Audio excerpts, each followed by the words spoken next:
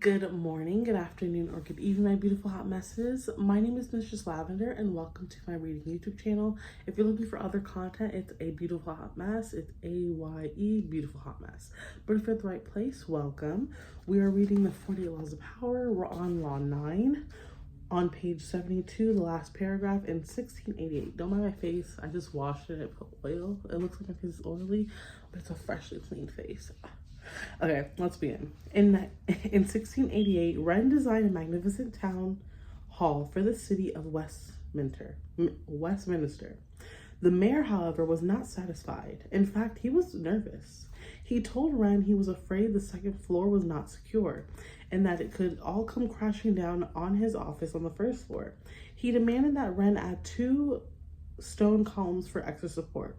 Wren, the consummate engineer, knew that these columns would serve no purpose and that the mayor's fears were baseless, but built them he did, and the mayor was grateful. It was only years later that workmen on the high scaffold saw that the columns stopped just short of the ceiling. They were dummies, but both men got what they wanted.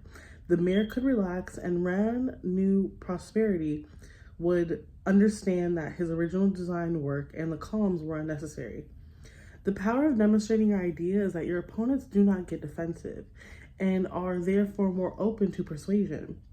Making them literally and physically feel your meaning is infinitely more powerful than argument. A heckler once interrupted Nikita Khrushchev in the middle of a speech in which he was denouncing the crimes of Stalin. "You were a colleague of Stalin's," the heckler yelled. "Why didn't you stop him then?" Khrushchev apparently could not see the heckler and barked out, "Who said that?" No hand went up. No one moved a muscle. After a few seconds of tense silence, Khrushchev finally said in a quiet voice, Now you know why I didn't stop him?" Instead of arguing that anyone facing Stalin was afraid, knowing that the slightest sign of rebellion would mean certain death. He had made them feel what it was like to face Stalin, had made them feel the paranoia.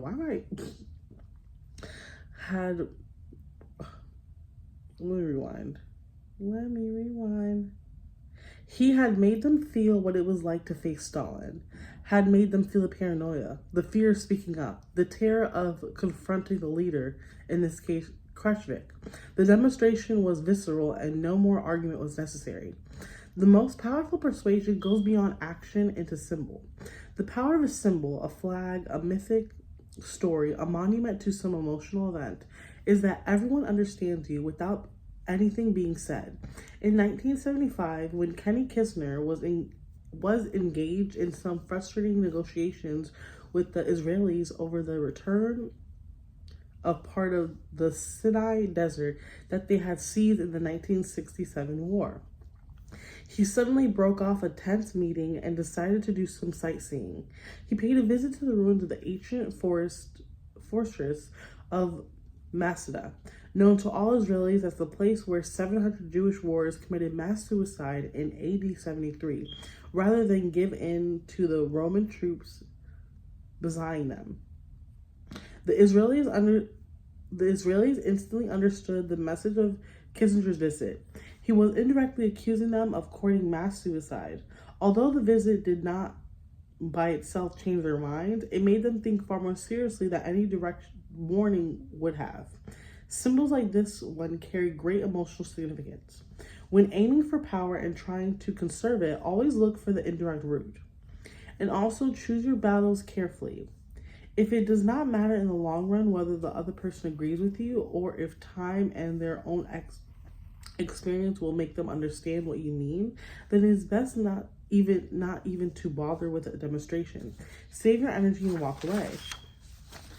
Image, the seesaw. Up and down go the arguers, getting nowhere fast. Get off the seesaw and show them your meaning without kicking and pushing. Leave them at the top and let gravity bring them gently to the ground. Authority. Never argue. In society, nothing must be discussed. Give only results. Benjamin Disraeli, 1804-1881. Reversal. Verbal argument has one vital use in the realm of power: to distract and cover your tracks when you are practicing deception or are caught in a lie. In such cases, it is your advantage to argue with all the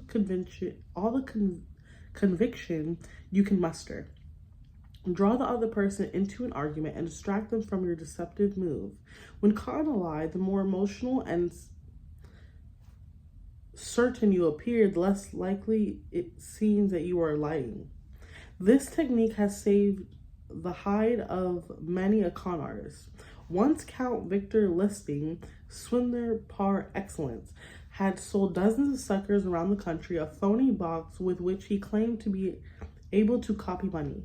Discovering their mistake, the suckers generally chose not to go to the police, rather than risk the embarrassment of publicity. But one Sheriff Richards of Reston County, Oklahoma, was not the kind of man to accept being caught out of $10,000. And one morning, he tracked Lustig down to a hotel in Chicago. Lustig heard a knock on the door. When he opened it, he was looking down the barrel of a gun. "What seems to be the problem?" he calmly asked. "You son of a B-word," yelled the sheriff. "I'm going to unalive you. You conned me out of that damn box of yours." Lustig feigned confusion. "You mean it's not working?" he asked. "You know it's not working," replied the sheriff. "But that's impossible," said Lustig. "There's no way it couldn't be working. Did you operate it properly?" "I did exactly what you told me to do," said the sheriff. "No, you must have done something wrong," said Lustig. The argument went in circles. The barrel of the gun was gently lowered. Lustig next went to phase 2 in the argument tactic. He poured out a whole bunch of technical gobbledygook about the box operation, completely beguiling the sheriff, who now appeared less sure of himself and argued less forcefully. "Look," said Lustig, "I'll give you your money back right now. I'll also give you written instructions on how to work the machine. I'll come out to Oklahoma to make sure it's working properly. There's no way you can lose on that." The sheriff reluctantly agreed to satisfy him totally. Lustig took out 100 $100 bills and gave them to him, telling him to relax and have a fun weekend in Chicago.